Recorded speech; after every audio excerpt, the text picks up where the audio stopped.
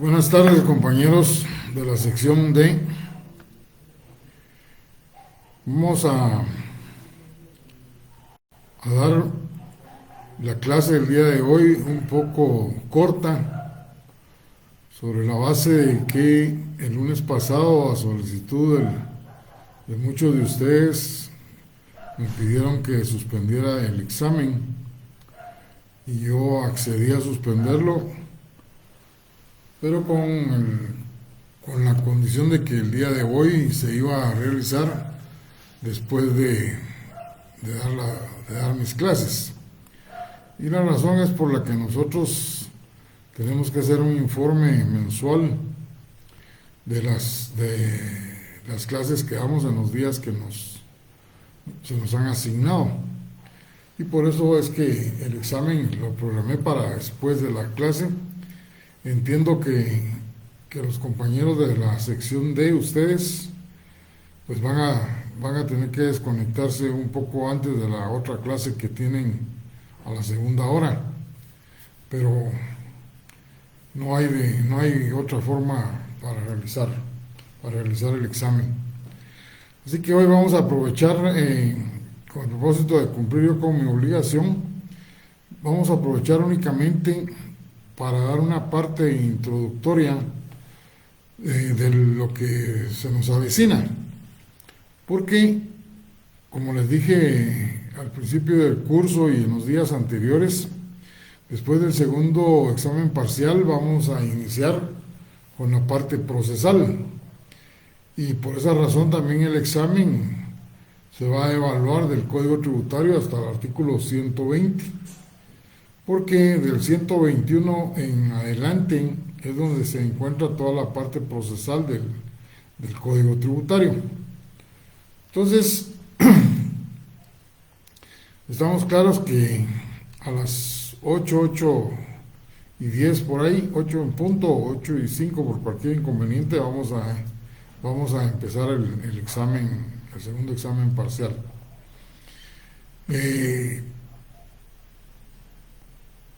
Cuando se refiere en el Código Tributario al proceso administrativo, en el artículo 121, se refiere a un proceso que se lleva a cabo dentro de la administración tributaria. O sea, las partes son la administración tributaria y los contribuyentes o los responsables o las personas que los representen, en el caso de las personas jurídicas. Y es un proceso que desde el principio, en el artículo 121, dice que es impulsado de oficio. Esto significa que la administración tributaria, aunque ustedes no gestionen, ella de oficio lo va a hacer. Y la razón es muy lógica, puesto que la administración tributaria le interesa captar recursos y entonces no puede quedar en ella estar dilatando un proceso como generalmente sucede en los procesos civiles, que toda resolución no se puede dictar de oficio, sino que siempre es a petición de parte.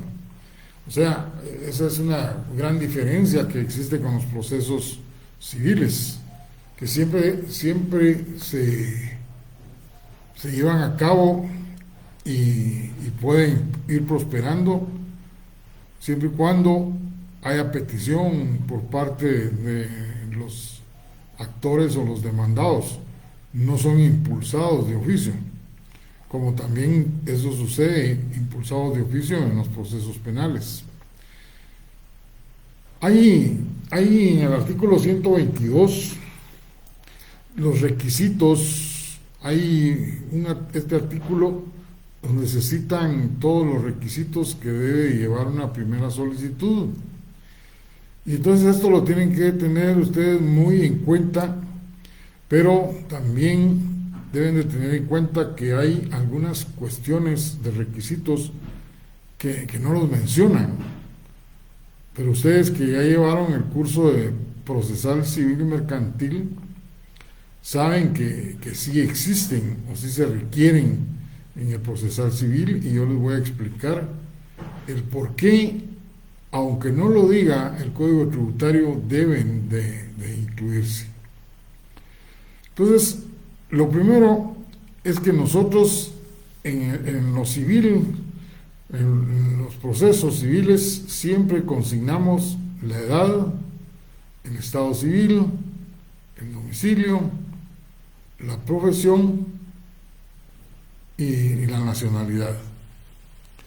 Sin embargo, aquí la primera solicitud que señala el Código Tributario solo hace referencia a si es mayor de edad o no.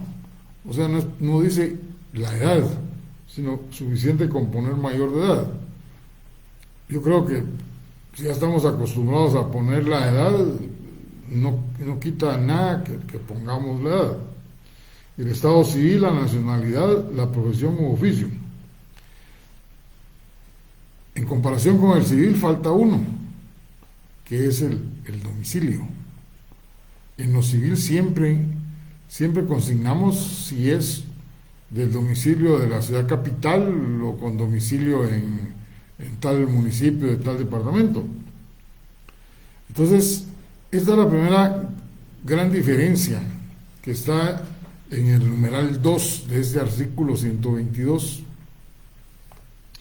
Lo segundo es que dice solo una relación de los hechos.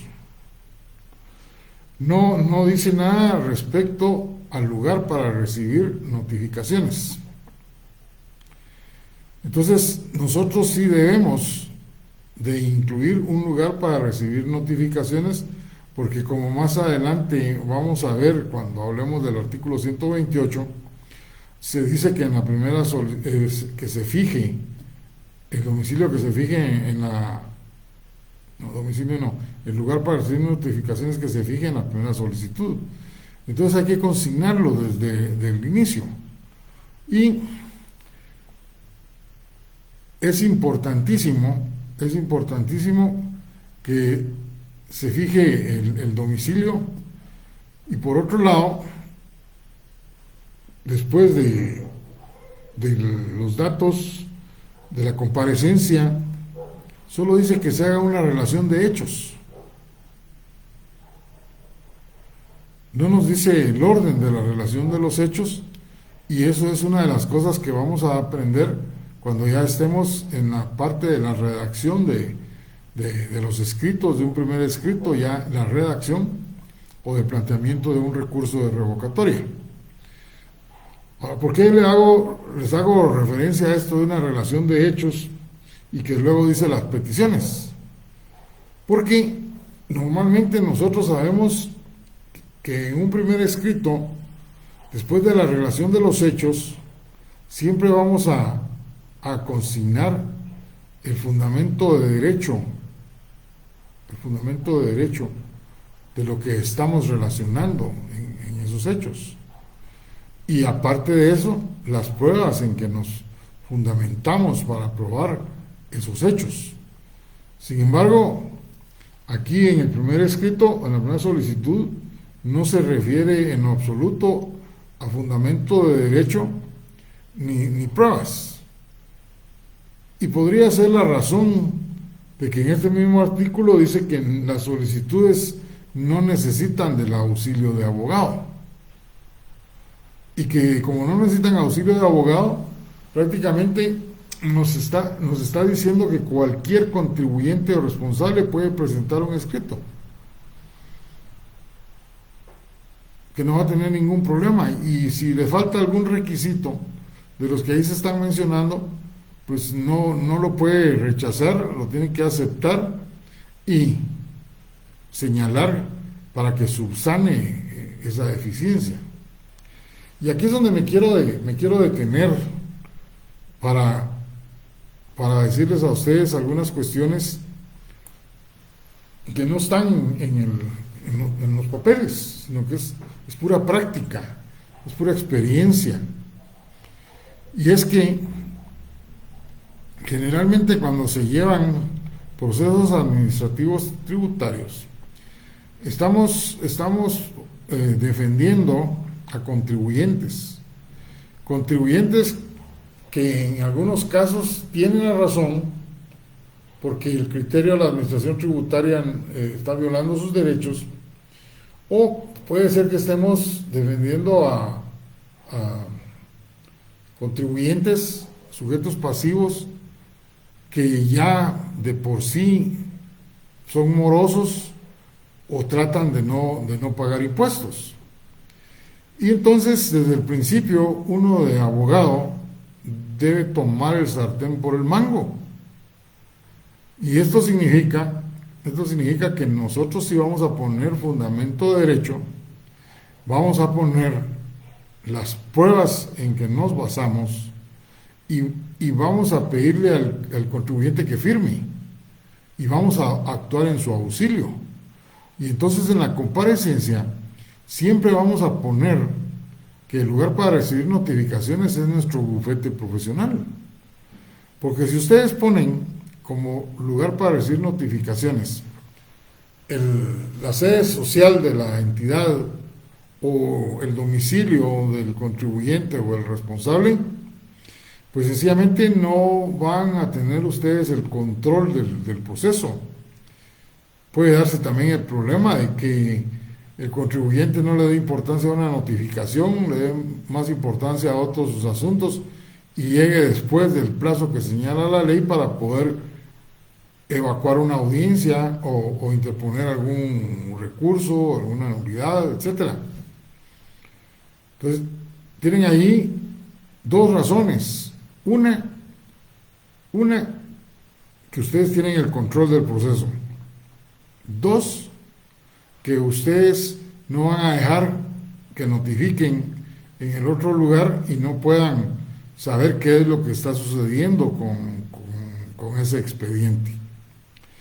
Y la otra cuestión por la cual van a tener ustedes su bufete como lugar para recibir notificaciones es porque si no es una persona de las que pagan normalmente sus impuestos, sino todo lo contrario, andan buscando cómo evadir el pago, pues no tengan la menor duda de que en algún momento hasta los cambien a ustedes de abogados, directores, auxiliantes, sin que se den cuenta, y que posiblemente no les han pagado ni siquiera una parte inicial de sus honorarios. Por eso es muy importante desde el principio establecer esas dos situaciones. Poner el lugar para recibir notificaciones del domicilio de uno, el bufete de uno, y dos, desde el principio señalar cuál es el fundamento de derecho y las pruebas que se van a aportar.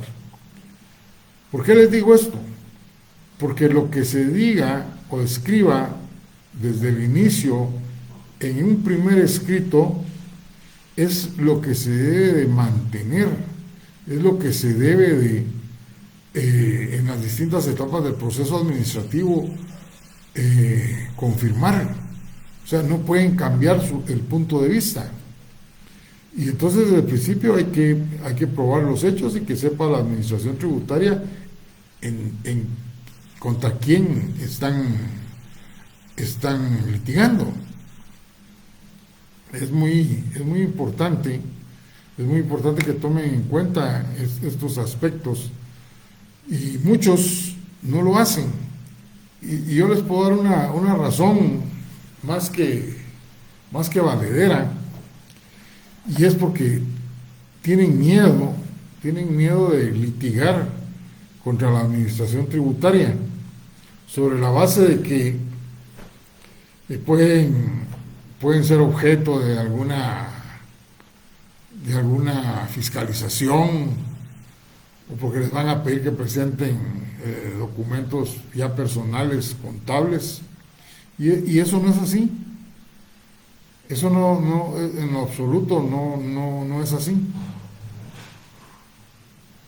Más que todo, yo creo que es miedo a litigar contra la administración tributaria, por desconocimiento de la materia tributaria, porque pasaron de noche en este curso, porque no conocen las leyes tributarias o no las llegaron a conocer, y entonces no pueden interpretar el contenido de las leyes, no pueden no pueden hacer un enfoque, un análisis de ellas, y para no ponerse en evidencia es que no actúan bajo,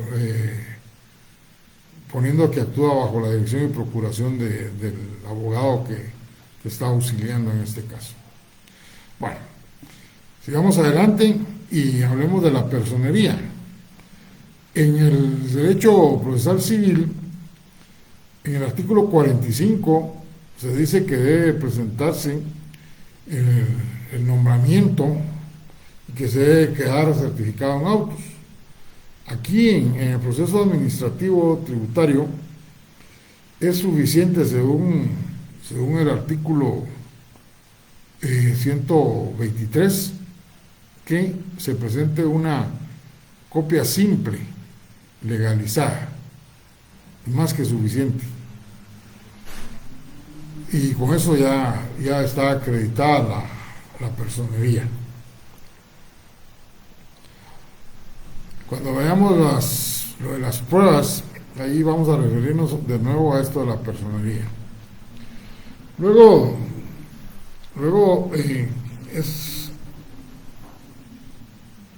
es algo que tienen que tener bien claro ustedes, y que la administración tributaria no puede rechazar un escrito. Ya se lo señalé hace unos momentos. Y solo los va a rechazar cuando los escritos estén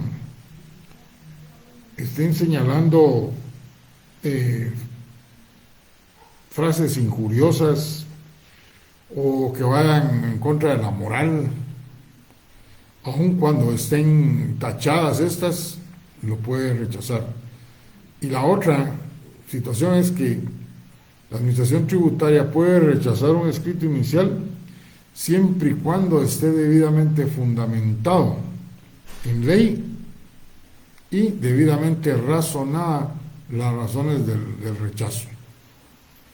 Veamos ahora las notificaciones. Ustedes también ya conocen lo referente a las notificaciones. No es nada nuevo lo que aquí se da en el Código Tributario. Dice el artículo 128 que debe señalarse un lugar para recibir notificaciones, lo que yo les decía al inicio. No lo dicen los requisitos del escrito inicial, pero sí dice que en el artículo 128 que hay un lugar para recibir notificaciones y debe ser el de la primera solicitud. Cuando eso no se hace, pues ellos toman el domicilio fiscal. Y entonces lo que sucede con esto del domicilio fiscal, que ustedes ya lo leyeron, es que la dirección que uno señala como domicilio fiscal es un lugar donde la administración tributaria puede notificar cualquier situación, cualquier resolución, cualquier determinación, cualquier ajuste, cualquier resolución que surja. Y si el sujeto pasivo ya no está en el lugar, se cambió y no actualizó, pues sencillamente esa notificación se da por válida y bien hecha, tal y como lo dicen los artículos del domicilio fiscal. Y si no lo leyeron ahorita, cuando estuvimos viendo los casos, pues todavía tienen tiempo para darle una ojeadita al domicilio fiscal y se van a dar cuenta que es el lugar que uno señala cuando se inscribe, y que yo les decía el otro día de por qué uno debe de poner un lugar donde está seguro de que cuando inicia, de que le van a llegar las notificaciones, y no ir a una oficina de un compañero que ya está instalado y ese lugar pone, y a los 3 meses ya se enemistaron y se va, pero no actualiza. y a los 5 meses el otro compañero se va a esa oficina. Los que lleguen no los van a estar buscando para darle las notificaciones que pudieran llegar. Por eso es que o pongo mi domicilio, mi residencia, o si ya estoy seguro que ahí me voy a quedar por largo tiempo. Porque el domicilio fiscal es un lugar donde la Administración Tributaria puede notificar cualquier resolución, y aunque ya no estemos ahí, tiene validez total. De ahí lo importante. ¿Qué pasa si yo presento un escrito, señalo como lugar para recibir notificaciones mi bufete, pero en poco tiempo un trasnochado que está viendo el expediente entre la Administración Tributaria manda a notificar al domicilio fiscal que le aparecía? Y ese domicilio fiscal ya no está el contribuyente. No actualizó, perfecto, no actualizó, pero el no actualizar solo tiene como resultado que le impongan una multa. Pero si ya en el escrito inicial yo señalé como lugar para recibir notificaciones mi bufete, esa notificación es nula. Y en el momento en que yo, como el abogado responsable, me doy cuenta de eso, pues presento la acción de nulidad. Y como prueba, el primer escrito que dice que a mí me deberían de haber notificado. Y esto se los digo así con toda certeza porque eso ya me sucedió. Y desde luego, la nulidad interpuesta prosperó y la resolución fue que tenía que volverse el proceso hasta el momento en que se cometió ese error por parte de la Administración Tributaria. Bueno, entonces ya tenemos que los lugares para recibir notificaciones son el que se fija en la primera solicitud, si no se hace el que consta en el expediente, o el domicilio fiscal según el artículo 114. ¿Cuáles son las formas de notificar? Ya sabemos, la personal está en el artículo 129, 130. También sabemos cuál es la notarial, cuando se le encarga a un notario para que haga la notificación. La única condición que se da aquí en el Código Tributario es que ese notario no puede ser de los que están participando dentro del expediente, tiene que ser totalmente ajeno. Las que hacen estas están en el artículo 134, la que hacen los notificadores, 133. La otra, que cuando se creó el Código Tributario no existía, pero que ahora ya la implementaron en todos lados, y que es la notificación electrónica. Por ejemplo, el organismo judicial creó el casillero electrónico, ya nos notifican en esa forma, y solo se abreviaron ellos el trabajo, desde luego, porque nosotros tenemos que ir a recoger el papel, ¿verdad? Más cuando no adjuntan a la resolución el escrito que dio lugar a ella. De todas maneras hay que ir a los juzgados a traerlas. Y en la SAT pues también tienen nuestros correos y nos pueden notificar electrónicamente. El correo certificado es otra clase de notificación que está en el artículo 133, y una que es, diría yo, la que se sale de lo que generalmente conocemos, y que es la notificación por comisión. Y pareciera que es algo nuevo, pero no es algo nuevo. Lo único es que nosotros en derechos procesal civil la conocemos en otra forma. La notificación por comisión significa que cuando la Administración Tributaria, por ejemplo, de Guatemala, necesita notificar una resolución a un contribuyente que se encuentra ubicado en Escuintla o Retaluleu, pues no va a mandar a sus notificadores de la zona central, o sencillamente en un auto para mejor resolver, que quiere información de un contribuyente que está en Petén y que hay cierto interés porque tiene pruebas que podrían ayudar a resolver el proceso de aquí de Guatemala. Entonces, en estos casos, dice el Código Tributario, se debe de hacer uso de la notificación por comisión, según el artículo 140. Y esta notificación por comisión no es más que acompañar la resolución y enviar de un escrito al lugar donde se quiere que notifiquen. ¿Y a quién se lo tendría que enviar?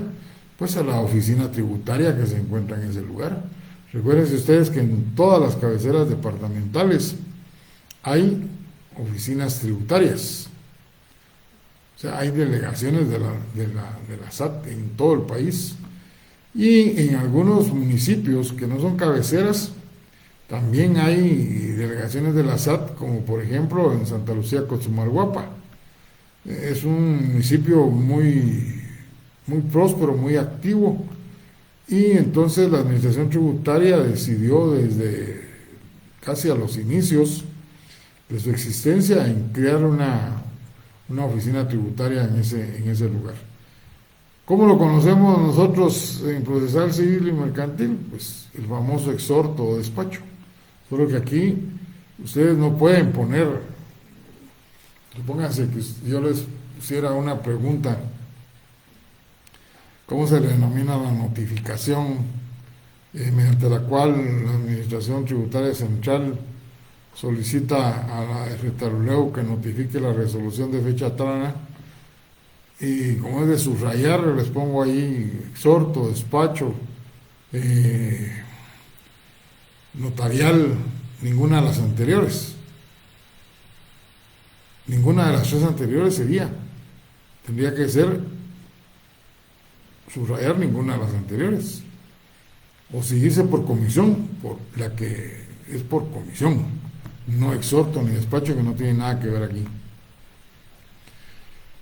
Luego, el artículo 141 nos habla de la acción de nulidad. Este artículo 141 es muy importante porque nos dice que se puede interponer la nulidad de las notificaciones cuando sea en una forma diferente a lo que está establecido en el Código Tributario. Pero como no dice cuál es el trámite de esa nulidad, entonces aquí es donde supletoriamente, y empezamos con lo de supletorio, ¿verdad?, tenemos que regirnos por lo que establece el Código Procesal Civil y Mercantil, de los artículos 613 al 618, que es donde está regulado todo lo referente a la nulidad. O sea, sí existe esa posibilidad jurídica de oponernos a una notificación en la cual no se ha cumplido con los requisitos que establece el Código Tributario. Luego entramos al apartado de las pruebas. Yo les dije, cuando hablábamos de la analogía, ¿cómo es posible que el legislador ordinario, cuando creó el Código Tributario, no haya sido un poco más explícito con respecto a las pruebas? Tan es así que ya el artículo 142 ha sufrido modificaciones, y ahora lo que está vigente es el artículo 142A. Y aún el artículo 142A resultó o ser muy corto, depende de cómo lo veamos, o demasiado extenso, cuando dice el acápite que los medios de prueba, ya no se refiere a las pruebas, sino dice los medios de prueba, en las actuaciones ante la Administración Tributaria podrán utilizarse todos los medios de prueba admitidos en derecho, todos. Sin embargo, si ustedes, y eso se los digo porque yo ya he planteado contenciosos y he pedido la prueba de declaración de parte, y las salas lo rechazan la prueba de declaración de parte con el argumento de que es un proceso donde la prueba es meramente documental. Si no aceptan la declaración de parte, mucho menos va a ser la declaración de testigos. Entonces, como que no es tan cierto que pueden utilizarse todas las pruebas admitidas en derecho.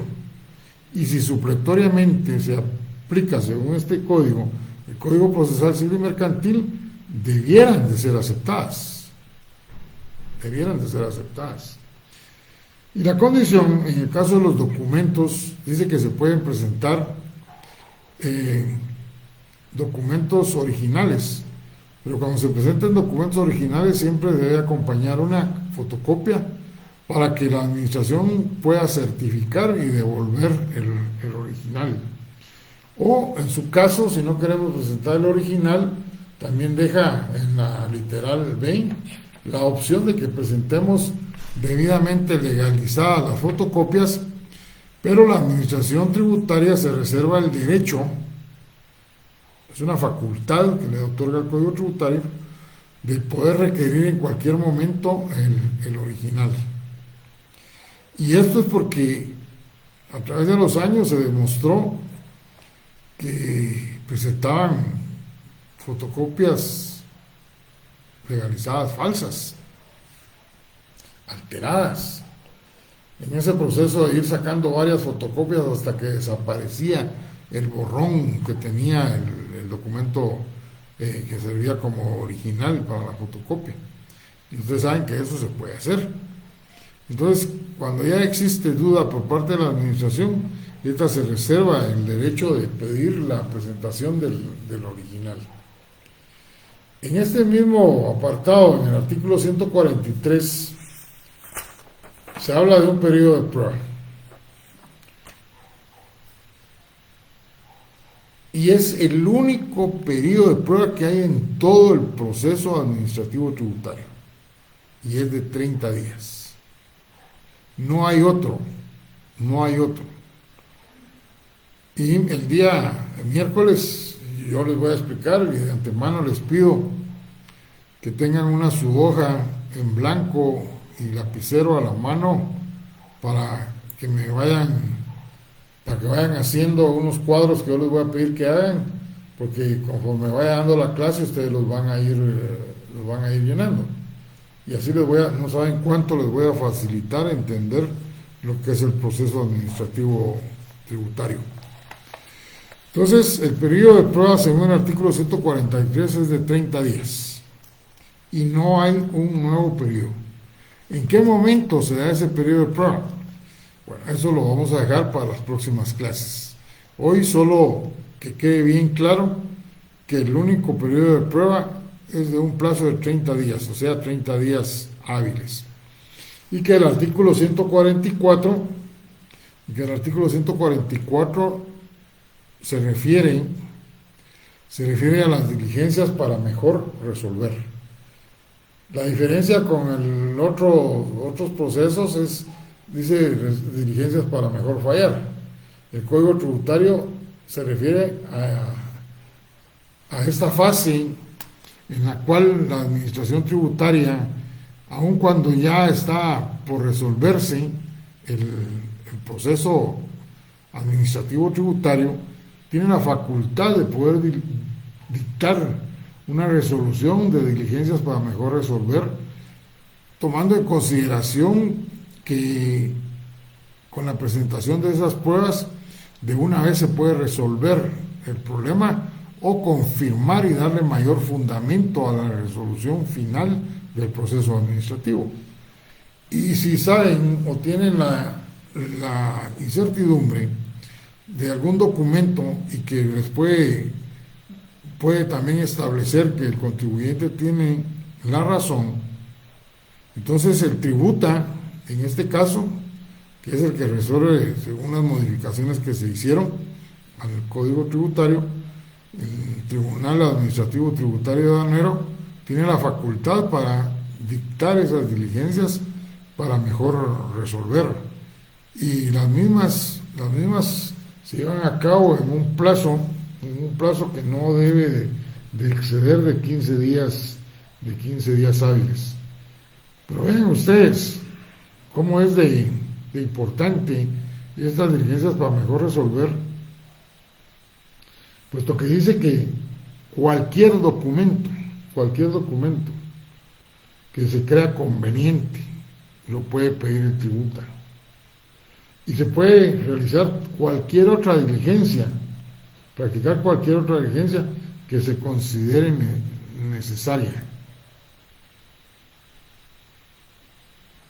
¿Y cuál podría ser otra diligencia? Que se presenten los libros contables a la administración tributaria para saber si las partidas a las cuales se está haciendo referencia en la relación de los hechos existe tal y como lo está señalando el contribuyente. O sea, esas son amplias facultades que tiene la administración tributaria con esta cuestión de las diligencias para mejor resolver. Y estas pues también pueden ser no solo dictadas por la administración tributaria, sino también el contribuyente o el responsable pueden pedirlas. Pero por la experiencia les digo que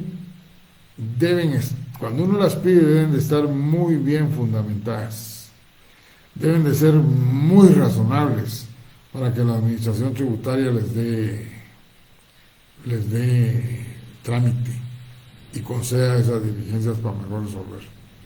¿Y por qué? Porque también la experiencia ha demostrado que muchos contribuyentes plantean estas diligencias para mejor resolver con el propósito de retardar más el trámite del proceso y entonces poder gozar más de los dineros que ya debieron de haberle pagado a la administración tributaria, porque saben que la razón de haber interpuesto el primer escrito inicial no es porque no tenga razón la administración, sino que sencillamente quieren sacarle más provecho a los dineros que debieron de haberle pagado a la administración tributaria en su oportunidad. Bueno, ahí se recuerdan que todo esto de la supletoriedad que he estado hablando está en el artículo 185 de este código tributario.